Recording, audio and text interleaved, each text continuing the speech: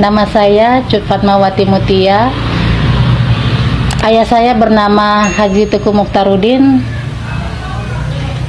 keturunan Aceh, asal Aceh Utara. Puji Tuhan, teman-teman semua, Shalom, salam damai sejahtera. Kembali jumpa lagi di YouTube channel Benteng Iman Kristen dalam keadaan sehat. Kita akan sama-sama melihat cerita seorang anak Tuhan, seorang anak haji asal Aceh kembali kepada Tuhan Yesus. Ya, mereka bukan murtad, tetapi kembali kepada jalan yang benar.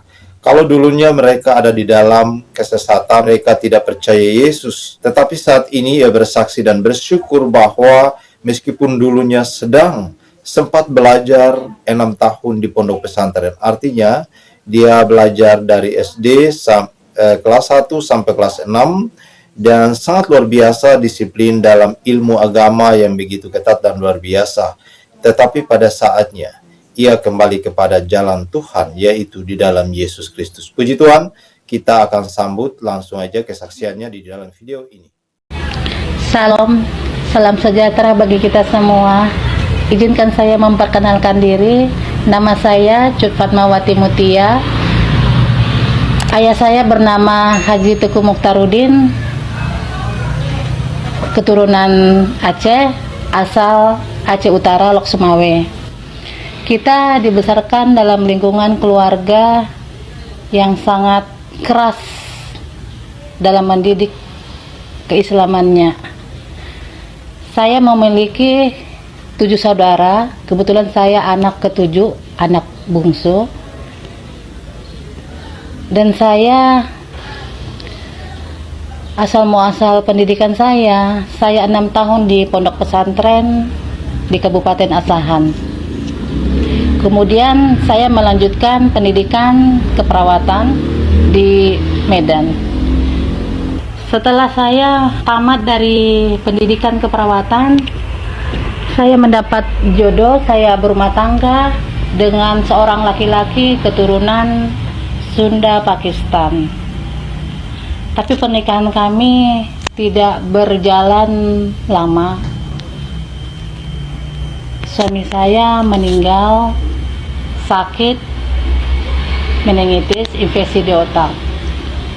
Setelah itu saya merasakan kekosongan dalam hidup saya. Jadi setiap harinya hidup saya hanya bekerja dan bekerja. Tidak ada waktu saya buat di rumah. Karena dari perkawinan saya dikaruniai anak. Kebetulan setelah melahirkan almarhum itu meninggal. Jadi kekosongan saya itu saya isi dengan bekerja. Terkadang saya pulang sampai jam 11 malam.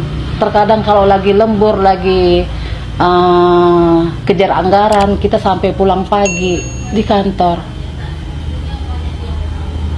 Saya tidak menyadarin yang saya perbuat itu ternyata menyakitin anak-anak saya. Di dalam hati saya marah sebenarnya sama Allah saya dulu. Saya marah.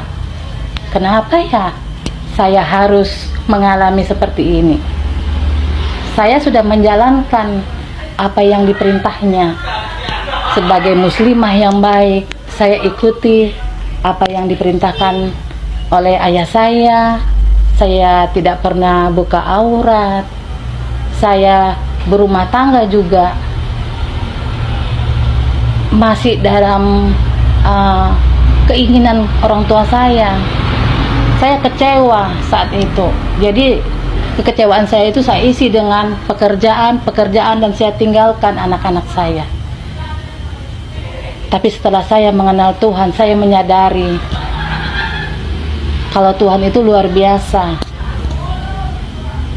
Tuhan izinkan saya mengalami suatu proses yang sangat menyakitkan. Tuhan itu bukan membenci saya, tapi Tuhan itu begitu menyayangi saya, yang pada akhirnya tanpa saya duga, saya berkenalan dengan seorang laki-laki. Kebetulan laki-lakinya berada di Kalimantan. berkenalan kita melalui Facebook. Saya dengar kalau dia itu seorang Kristiani. Hati saya bergetar. Saya rasa saya pengen tahu Kristen. Tapi di sisi lain, karena saya dididik dalam keadaan dalam lingkungan Muslim, saya pengen menarik dia. Bagaimana caranya dia itu ikut ke saya. Akhirnya dengan segala pertimbangan, saya putuskan berumah tangga dengan dia. Dalam saya berumah tangga dengan dia, ternyata rumah tangga saya juga nggak semulus yang saya pikirkan. Orang tua saya kecewa, yang pada akhirnya ayah saya kebetulan saat itu baru pulang dari menunaikan ibadah hajinya. Kaget ayah saya, yang pada akhirnya ayah saya meninggal dunia 2011. Ayah saya meninggal dunia. Saya begitu terpukul. Namun saya harus kuat. Saya sudah ambil keputusan. Awalnya rumah tangga kami itu hanya berjalan masing-masing. Saya seorang Muslim dan suami tetap pada keyakinannya. Namun seiring waktu berjalan, kami selalu sharing. Saya selalu beri kitab saya, dia juga selalu beri kitab dia. Saya baca sering Injil, saya baca. Ternyata ada rasa kegelisahan di hati saya. 2011 akhir, saya mengalami suatu penyakit yang sangat luar biasa, menyusahkan buat suami, menyedihkan buat anak-anak. Beberapa tahun saya mengalami penyakit. Saya seperti orang gila, saya depresi. Bahkan saya mendengar suara azan aja saya ketakutan. Suhu badan saya sampai naik 42 derajat kalau sudah mendengar suara azan. Ada rasa kebimbangan di hati saya. Setelah saya sering membaca kitab, saya merasakan kok ada yang lain pada diri saya. Saya kok merasa takut. Bahkan saya saat sakit, saya merasakan kalau saya mati, nanti siapa yang menyelamatkan saya? Sudah mulai datang keraguan pada keyakinan saya yang dulu. Yang awalnya saya ingin menarik suami, dan pada saat yang sangat-sangat tidak pernah saya lupakan, saya mimpi. Saya nggak tahu itu yang namanya mimpi kah atau hanya karena sangat-sangat singkat kejadiannya itu. Saat saya sakit keras, saya tertidur menahankan rasa sakit. Saya bermimpi, saya melihat sosok seorang laki-laki berjubah, tapi saya nggak tahu itu siapa. Di sebelahnya ada seorang bapak-bapak yang lagi sakit di depannya. Saya pernah ke gereja saat itu di bawah suami, tapi hanya sekedar tepuk tangan, lihat orang, ngapain orang pada tepuk tangan. Saya hanya ngikut-ngikut aja seperti boneka. Saya datang ke gereja di bawah suami. Tapi waktu saat saya bermimpi seorang laki-laki berjubah, di depannya ada seorang bapak-bapak yang lagi sakit, saya bertanya dalam hati saya, itu seperti yang saya lihat di gereja, tapi wajahnya saya tidak bisa lihat. Saya hanya lihat postur tubuhnya, jubahnya, rambutnya. Saya langsung berkata, "Kaukah Tuhan itu?" Dia tidak mengucapkan kata-kata, kecuali tangannya langsung diletakkannya di atas kepala saya. Langsung saya saat itu, saya bersujud di kakinya, saya menangis saat itu. saya katakan, kaukah Tuhan itu?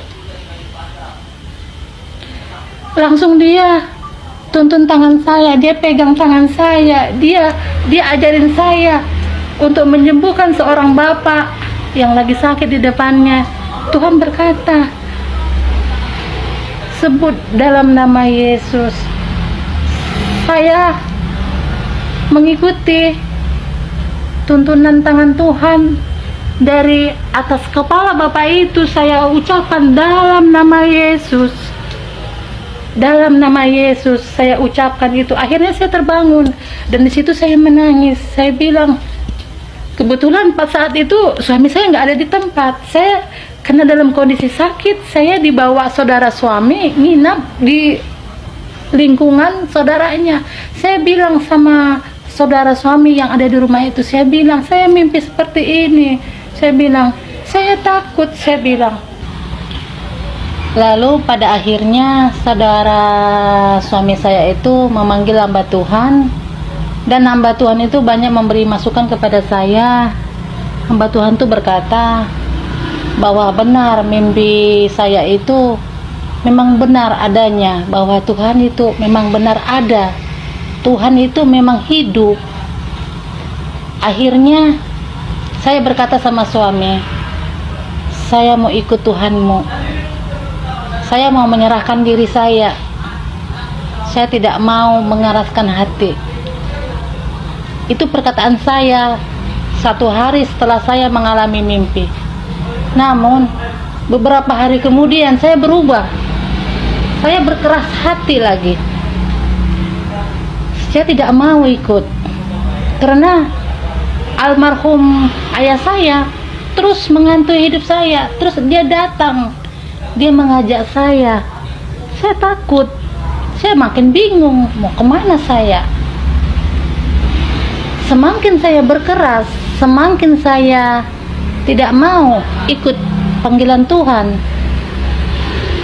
Bukannya kesembuhan yang saya rasakan, bahkan saya semakin mengalami penyakit yang luar biasa.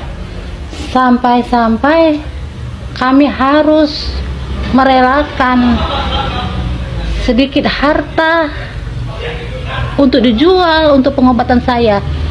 Bahkan akhirnya kami harus pindah ke suatu kota hanya untuk mengejar pengobatan gratis karena suami sudah nggak mampu lagi ngobatin saya. Semakin saya mengeraskan hati, semakin Tuhan, saya rasa saat itu Tuhan menyakitin saya. Akhirnya saya berbicara sama satu orang teman. Dia berkata, jangan berkeras. Kalau Tuhan sudah pilih, jangan berkeras, jangan ragu. Kami aja yang dari lahir kami orang Kristen, kami tidak pernah melihat yang namanya Tuhan. Bahkan kami memimpikan, andaikan kami bisa melihat Tuhan. Jadi jangan berkeras. Di situ saya semakin bimbang. Terus saya lihat anak-anak saya lihat suami saya, mereka begitu luar biasa mengalami penderitaan dari kekerasan saya. Akhirnya saya benar-benar saya ingin berserah sama Tuhan. Saya mau serahkan diri saya. Saya bilang sama suami, saya mau ikut Tuhan. 2013 saya akhirnya dibaptis. Dan di situ kami mengadakan lagi pemberkatan secara benar sebagai seorang Kristen. Kami percaya Tuhan Yesus. Kami ingin rumah tangga kami benar-benar diberkatin Tuhan. Akhirnya kami baptis bersama dan kami diberkati 2013. Ternyata bukan hanya sampai di situ aja perjalanan hidup saya. Saya sudah terima Tuhan. Ternyata ikut Tuhan itu bukan seenak yang saya rasakan. Ikut Tuhan saya langsung nyaman-nyaman aja. Ternyata enggak, semakin luar biasa cobaan yang saya alami. Bahkan saya 2013 saya Tuhan kasih berkat, saya bisa ngambil rumah perumahan. Tapi karena lingkungan saya tahu saya dari Muslim, mereka terus menjahati saya. di saat saya bulan puasa, itu rumah saya itu dilemparin pakai mercon. Akhirnya damai, bahkan sempat saya lapor ke polisi menyelesaikan masalah itu. Lalu akhirnya yang pelakunya itu seorang haji, dia minta maaf sama saya, dia menyembah-nyembah ke rumah, minta pengampunan apa yang telah dilakukannya. Secara manusia saya rasanya berat ingin mengampuni, tapi saat itu saya sudah menyerahkan hidup saya itu untuk Tuhan. Saya berkata saya memaafkan dia, karena saya bilang sama bapak itu, seorang haji, saya bilang, karena saya percaya Tuhan, Tuhan begitu mengasihi saya bilang, saya ampuni kamu. Dan kemudian kami pindah dari lingkungan itu, rumah kami jual, kami pindah dari lingkungan itu. Hidup itu semakin luar biasa, banyak cobaan. Keluarga, saudara belum bisa menerima saya, kakak-kakak saya, mereka merasa kecewa. Abang saya, mereka mungkin sangat membenci saya karena keputusan saya yang begitu fatal hingga akhirnya ayah saya meninggal dunia membuat hati mereka terluka. Saya terus bergumul, berdoa sama Tuhan, ya Tuhan, Engkau selamatkan Tuhan. Saya juga rindu saudara saya diselamatkan. Paling tidak Tuhan, saya ingin akrab lagi dengan keluarga saya yang sudah membuang saya, yang mengatakan saya ini seorang kafir. Tuhan akhirnya jawab doa-doa saya. 2 bulan yang lalu, tepatnya di bulan 11 akhir 2018, keluarga saya sudah mulai menghubungin saya, dan beberapa kakak-kakak saya, mereka berkata mereka merindukan saya. Bahkan mereka berkata, pulanglah, apapun keyakinanmu sekarang, itu pilihanmu. Dan mereka sudah bisa menerima keyakinan saya sekarang. Bahkan waktu pas saat Natal, saya sering kirim foto ke keluarga saya. Saya kirim foto, saya kirim kata-kata, mereka respon. Mereka masih tetap mencintai saya dan menyayangi saya sebagai adiknya bungsu yang dulu masih kecil. Mereka sering gendong-gendong, mereka maafkan. Dan untuk Tuhan tidak ada yang mustahil. Jangan pernah takut saat kita tinggalkan keyakinan kita yang dulu. Kita memang saat itu kita merasa kita ini sebagai orang kotor. Kita meninggalkan keyakinan kita untuk suatu keyakinan yang baru, yang mungkin awalnya kita tidak mengetahui itu keyakinan itu benar atau tidak. Kalau kita tidak secara manusia, kita tidak belajar. Jadi semakin kita belajar dan terus belajar, kita mengetahui yang mana yang benar dan mana yang salah. Jadi jangan pernah takut ikut Tuhan, karena Tuhan Yesus itu memang benar-benar ada. Dia hidup, dia tidak mati. Dia pada saatnya nanti akan datang menjemput kita semua yang percaya sama dia. Dan satu lagi buat Bapak Ibu Saudara, jemaat terkasih, jangan pernah takut ikut Tuhan. Apalagi yang masih ragu-ragu, jangan pernah bimbang, jangan pernah lagi menoleh ke belakang. Karena Tuhan Yesus itu memang ada, dia hidup, dia nyata. Dia Isa Al-Masih, dia ada. Dia bukan dongeng. Dia ada selalu untuk kita. Percaya sama Tuhan. Bukan hanya percaya, tapi lakukan kehendak Tuhan. Karena itu yang Tuhan inginkan dari kita. Tuhan menciptakan kita untuk satu tujuan, cuma satu, menyenangkan hati Dia. Itu aja mungkin saudara, Bapak Ibu terkasih, kesaksian saya. Lebih dan kurang saya mohon maaf. Kiranya suatu saat nanti kita bisa bertemu berkumpul bersama saat Tuhan datang menjemput kita. Saya akan membacakan sebuah ayat firman Tuhan buat kita semua di dalam Yohanes pasal 1 ayat yang ke-12. Tetapi semua orang yang menerimanya diberinya kuasa supaya menjadi anak-anak Allah, yaitu mereka yang percaya di dalam namanya. Dan ayat firman Tuhan ini menekankan bahwa dulunya kita bukan anak-anak Tuhan, kita adalah orang-orang yang ada di dalam kegelapan, tetapi setelah Tuhan membawa kita kepada terang yang ajaib, Tuhan mau memberikan kuasa kepada anak-anak Tuhan untuk bersaksi dan untuk menaklukkan segala kuasa-kuasa yang ada di dunia ini. Nah, puji Tuhan teman-teman semua, inilah kesaksian yang sudah kita dengarkan bersama, dan saya percaya bahwa melalui kesaksian anak-anak Tuhan boleh dapat menguatkan dan menambah iman kita semakin bertumbuh di dalam Yesus Kristus, karena hanya di dalam Yesus ada jalan keselamatan dan hidup. Yohanes pasal 14 ayat yang ke-6. Di dalam Kisah Para Rasul pasal 4 ayat yang 12, di bawah kolom langit ini tidak ada nama lain yang diberikan kepada manusia yang olehnya manusia dapat diselamatkan. Tidak ada nama lain selain nama Tuhan Yesus. Tidak ada keselamatan di luar Tuhan Yesus. Hanya keselamatan ada di dalam Yesus Kristus. Yesus menjamin kehidupan orang percaya. Puji Tuhan teman-teman, itulah kesaksian yang sudah kita dengarkan dan sangat memberkati. Jika memberkati, jangan lupa tekan tombol like dan subscribe, dan share video ini kepada saudara-saudara kita yang lain. Kiranya Tuhan Yesus tetap terus menolong dan memberkati kita semua.